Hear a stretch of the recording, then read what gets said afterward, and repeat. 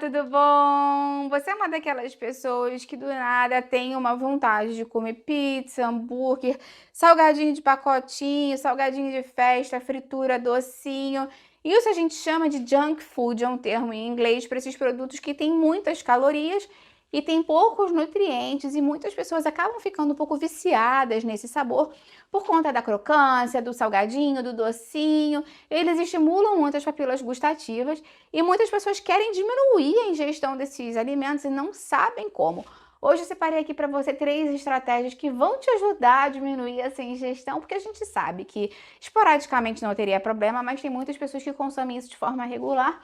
E de forma regular pode trazer prejuízos para a saúde, para o peso, para o metabolismo, para o açúcar do sangue, para o coração.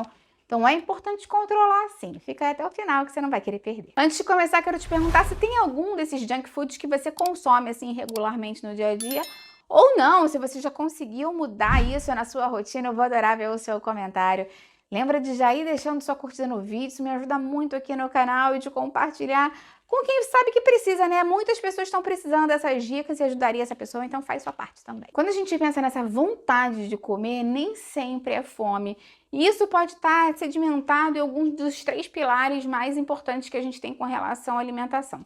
Um deles é o ambiente que a gente vive, outro deles é relacionado com a biologia, né? A glicose, a dopamina, eu vou falar mais disso para você. E o outro está relacionado com os nossos hábitos. Então, é muito importante que a gente entenda que ter vontade de comer não é só sentir fome. Porque se fosse sentir fome, é muito fácil a gente falar para o nosso cérebro assim: agora eu só vou comer couve e frango cozido e batata, e nunca mais comer nada. A gente não consegue se programar como um robô, porque a gente tem todas essas questões emocionais, ambientais e hormonais que estão circulando mesmo. E às vezes, dependendo, a gente tem vontade de comer uma coisa diferente.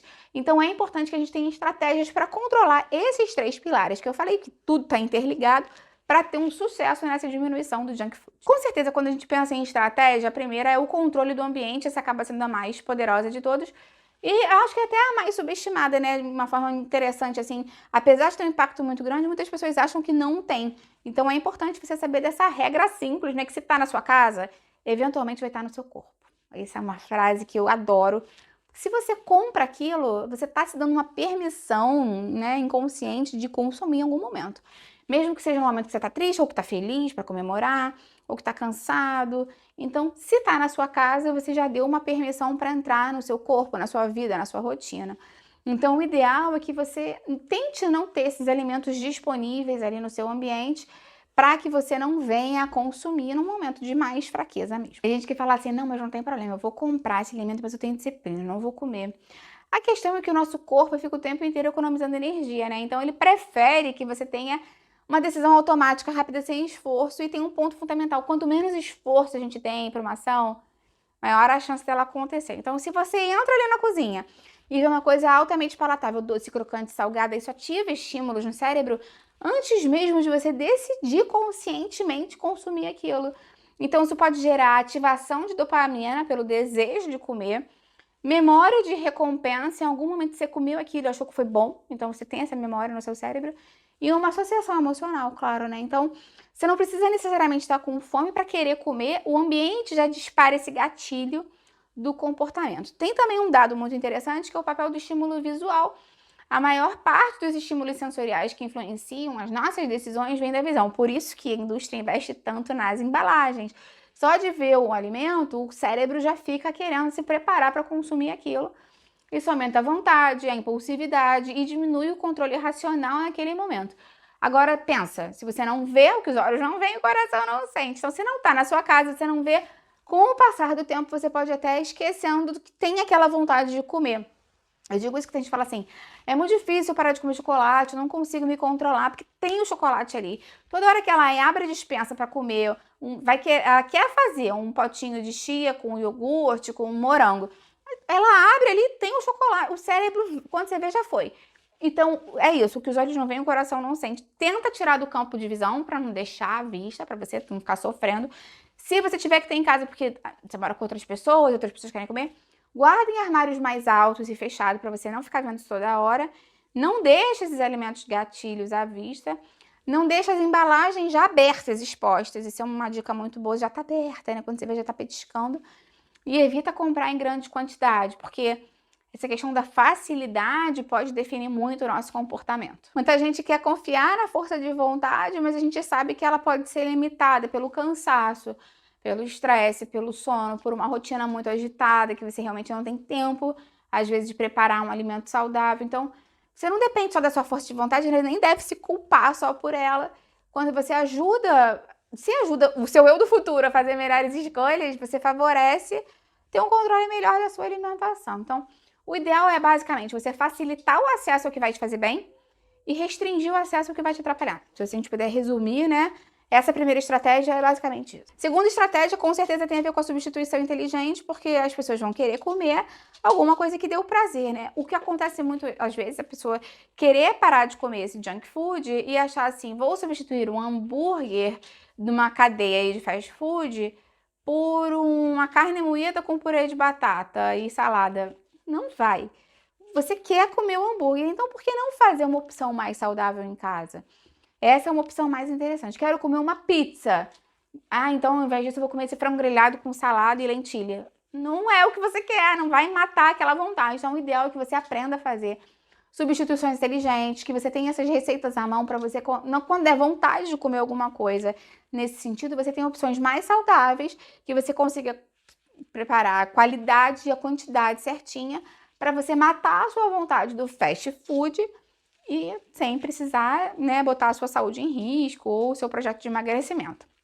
Lembra que eu tenho aqui no canal muitas receitas, eu até faço umas playlists de receita de sorvete, receita de pizza, receita de, enfim, muita coisa, gente. Se você digitar, inclusive, a receita que você quer no YouTube, Patrícia Leite, receita de estrogonofe, Patrícia Leite, receita de pizza, Patrícia Leite, receita de bolo, Patrícia Leite, receita de quibe, tem receita de um monte de coisa aqui no canal. São mais de 5.000 vídeos já, né?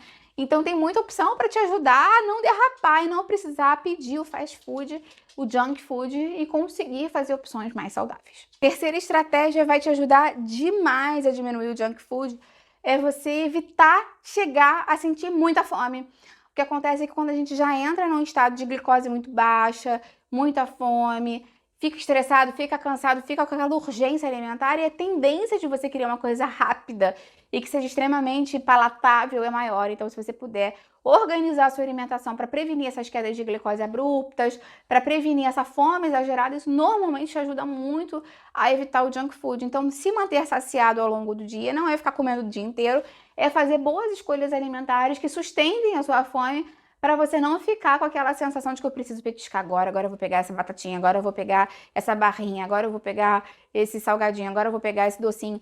É você estar saciado e você ter clareza para fazer boas escolhas alimentares. O que vai te ajudar a deixar saciado é proteína boa, fibra e gordura saudável. Isso aí ajuda muito a você conseguir se manter saciado, nutrido, evitar a oscilação de glicose e conseguir fazer melhores escolhas alimentares e evitar os fast foods dessa forma. Outro ponto importante a gente lembrar, né, uma outra dica extra de se manter hidratado ao longo do dia, principalmente se você é uma pessoa que toda hora está querendo petiscar, você pode tentar substituir esse hábito por beber água ao longo do dia. Lembre que o centro da sede é muito próximo ao centro da fome e às vezes aquela fome que você acha que está sentindo não é fome, é sede. Além disso, a gente sabe que muitas reações metabólicas do nosso organismo ocorrem em meio à aquoso, então quando a gente está bem hidratado, favorece todo esse processo metabólico do nosso organismo. Então, uma opção muito importante também pode ser uma troca, né? Substituição de um hábito pelo outro. Claro que não vai substituir, né? Comer uma batatinha, tomar um gole d'água. Mas se você conseguir começar a ir modificando isso, pode ser uma opção viável. Inclusive, lembra que não precisa necessariamente ser água. Pode ser uma água flavorizada, um chá geladinho bom, que você tenha um prazer ao consumir também. Tudo sem açúcar, claro, não calórico. Me conta aqui embaixo, então, se você vai colocar essas estratégias em prática, qual alimento é mais difícil para você abrir mão do junk food, qual deles você acha que vai ser mais fácil de você substituir. Eu vou adorar ver o seu comentário. Lembra de já deixar sua curtida no vídeo, que isso me ajuda muito, e compartilha com quem vai gostar e com quem precisa. Vamos juntos ampliar essa corrente do bem. É isso que eu quero aqui com o canal. Até a próxima, tchau, tchau!